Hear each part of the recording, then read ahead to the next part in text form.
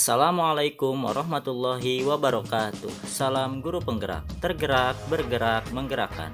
Perkenalkan, nama saya Firman Firdaus, calon guru penggerak angkatan 9 dari Kabupaten Pandeglang. Pada kesempatan kali ini saya akan memaparkan terkait penerapan segitiga restitusi modul 1.4 budaya positif.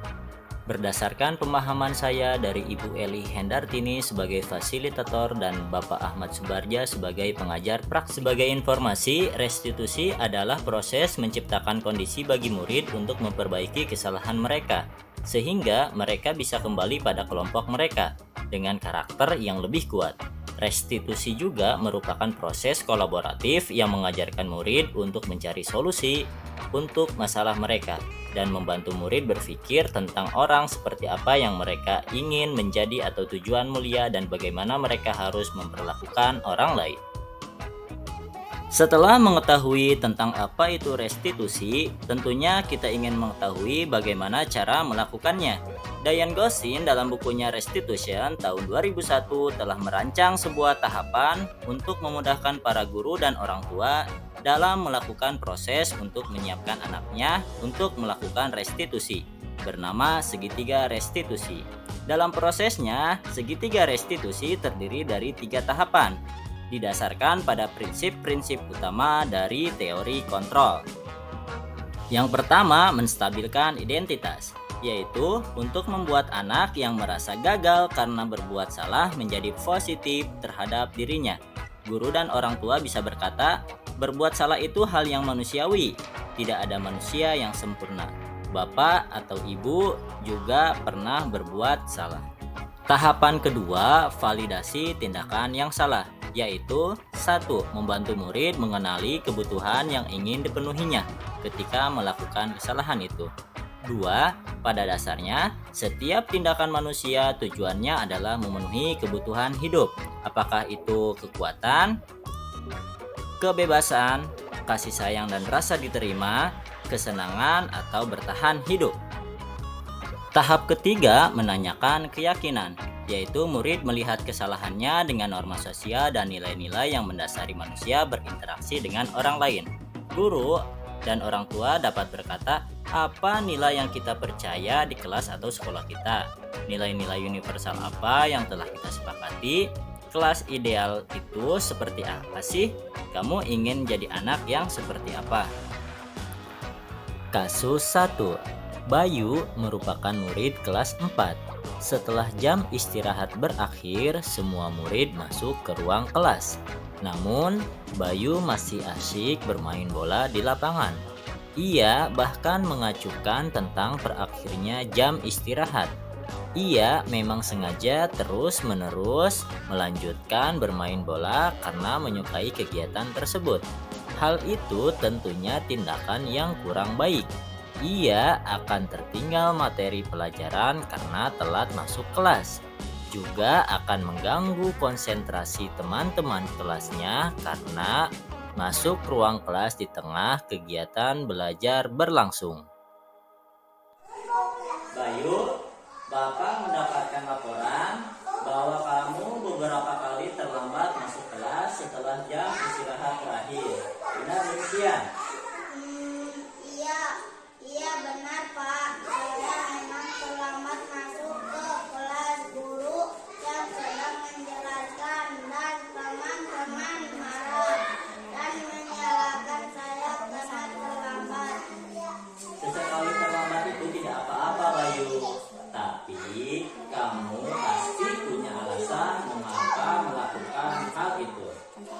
Iya Pak, saya terlambat karena masih bermain bola di lapangan sekolah.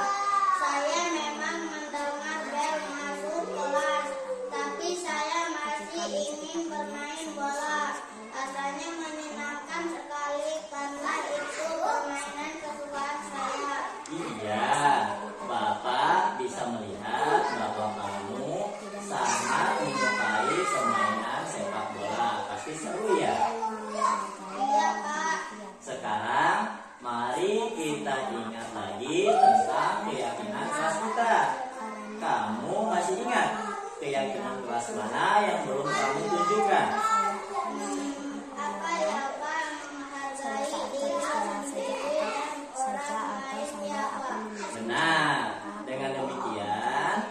terlambat masuk kelas, apakah kamu sudah menunjukkan sikap menghargai dirimu dan orang lain yang ada di kelas? Bagaimana menurut kamu? Tidak, Pak. Baiklah, lalu apa yang bisa kamu lakukan untuk memperbaikinya?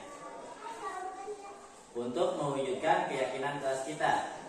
Saya bisa masuk kelas dengan tepat waktu agar saya tidak ketinggalan materi, juga tidak mengganggu teman yang sedang fokus belajar.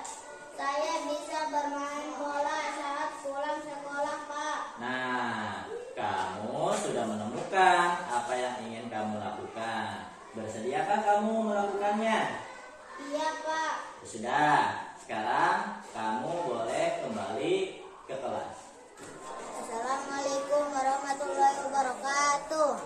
Nama saya Bayu dari kelas 4 SDN Padusuka 4.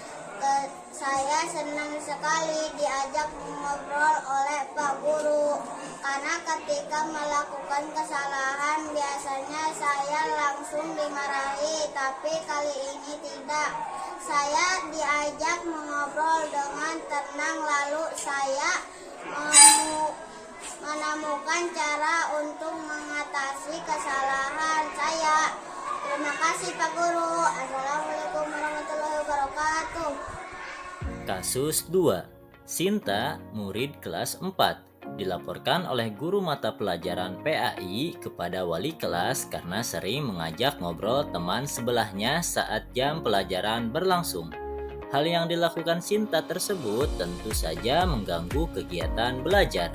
Teman yang diajak mengobrol olehnya akan kehilangan konsentrasi untuk belajar, serta teman yang lainnya akan terganggu juga dengan suara mengobrol yang dihasilkan oleh Sinta dan temannya tersebut.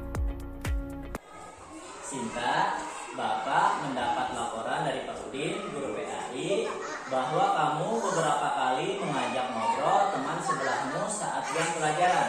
Apakah benar?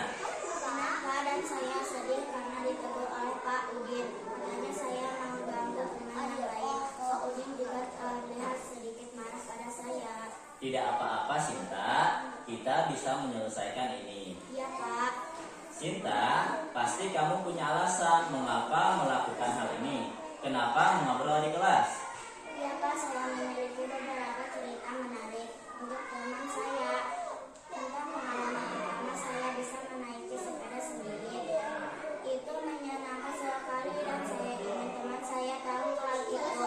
Ketika menceritakannya saya senang sekali, Pak. Oh begitu, pasti pengalaman pertama kamu bisa menaiki sepeda adalah pengalaman yang mengesankan bagi kamu ya Sinta. Benar, Pak. Baik Sinta, keinginanmu untuk berceritakan pengalamanmu adalah hal yang baik.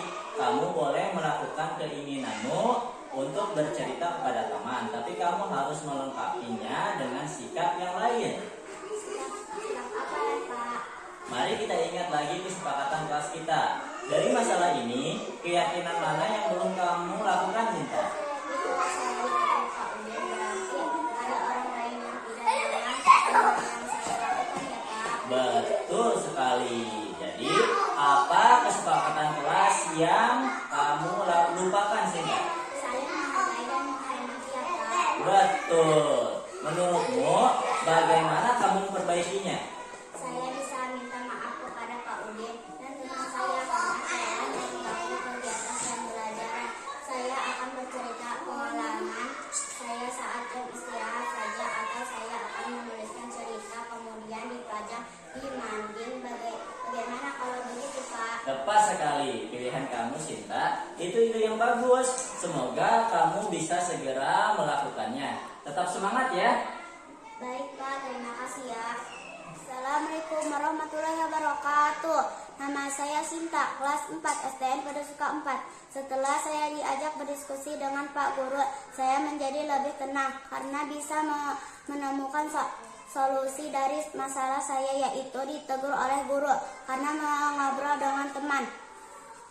Ketika belajar saya akan meminta maaf kepada guru dan mengobrol atau bercerita saat jam istirahat, atau saya bisa menulis cerita saya lalu dipajang di majalah di dinding sekolah.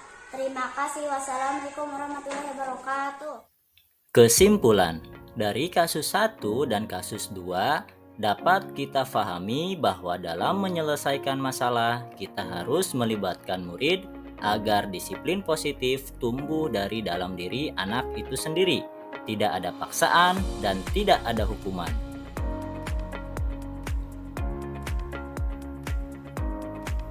Demikian pemaparan terkait demonstrasi kontekstual modul 1.4 budaya positif. Salam guru penggerak, tergerak, bergerak, menggerakkan. Wassalamualaikum warahmatullahi wabarakatuh.